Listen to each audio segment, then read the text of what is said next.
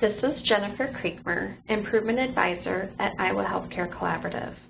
This recording is on the Hospital Engagement Network, or HEN, measurement adverse drug events.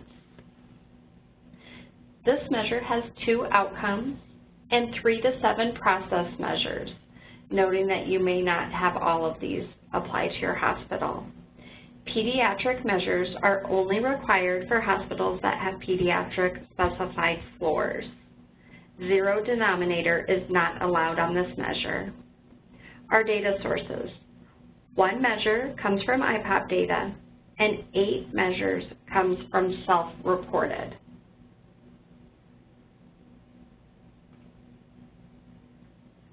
When we look at the measurement adverse drug events, the first thing from the toolkit is the description and the rationale.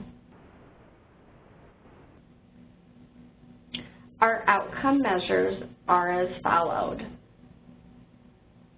Adverse drug event rate per 1,000 patient days. The numerator, number of acute care, skilled nursing facility, swing bed or observation adverse drug events. Denominator, number of acute care, skilled nursing facility, swing bed, and observation patient days. This is self-reported data, and sampling is encouraged. Zero denominator is not allowed.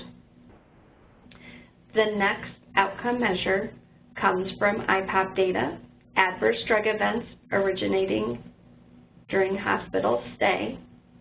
The numerator, number of acute care adverse drug events that cause harm, and the number of acute care skilled nursing facility and swing bed discharges.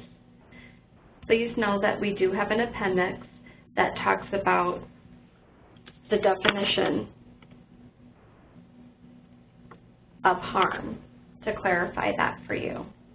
Moving into the process measures, noting that there are 6 here. Actually, there's 8. So when we look at these, they're broken into adult and pediatric, remembering that you only need to do the pediatric if you have specific floor for pediatric. The first process measure, blood glucose less than 50. Numerator, number of blood glucose measurements for acute care, skilled nursing facility, swing bed, and observation patients where blood glucose is less than 50. And the denominator, the number of blood glucose measurements for acute care, skilled nursing care, and swing bed and observation patients. Zero denominator is not allowed. This is a self-reported measure. The next one is INR greater than 5. Number of lab measurements for acute care, skilled nursing facilities, swing bed, and observation patients on warfarin where documented INR is greater than 5. The denominator, number of INR measurements for acute care, skilled nursing facility, swing bed, and observation patients on warfarin. Zero denominator is not allowed, and this is self-reported data also. When talking about blood glucose and INRs, please remember that the only ones that count are after the patient gets admitted. So anything that happens in the emergency room is not counted. Once they get admitted, it is counted every time.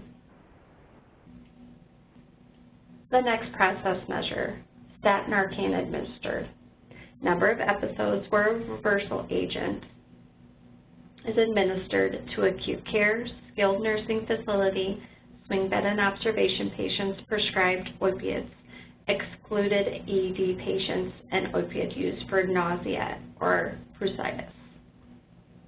The denominator, number of acute care, skilled nursing facility, swing bed, and observation patients prescribed opiates. Again, the same exclusions. Zero denominator is not allowed. This is a self-reported measure. Looking into the next ones, we do go into the pediatric process measures, remembering that this does not apply to everybody and they are the same. And the last process measure that we have, oh actually second to last, CPO medication order pharmacist verification. Number of electronically entered med orders for acute care patients that are verified by a pharmacist or directly entered by a pharmacist within 24 hours. Denominator, the number of electronically entered medication orders for acute care inpatients. This is also self-reported. Looking through the resources, we do have the HRET Top 10 checklist for ADE, and then we also have the appendix that does have adverse drug reaction definition. If you have any questions on this measure, please contact myself or Jennifer Brockman.